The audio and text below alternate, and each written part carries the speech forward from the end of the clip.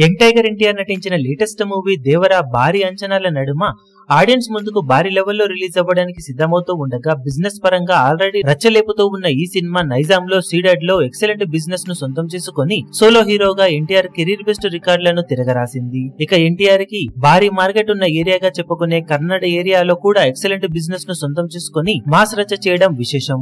ముందు రేట్స్ కొంచెం ఎక్కువగా వినిపించినా కూడా మొత్తం మీద సేఫ్ సైడ్ లోనే సినిమా ప్రీ రిలీజ్ బిజినెస్ కర్ణాటకలో జరిగింది. ఓవరాల్ గా సినిమాకు కర్ణాటకలో 16 కోట్ల రేంజ్ లో ప్రీ రిలీజ్ బిజినెస్ సొంతమైనట్లు సమాచారం.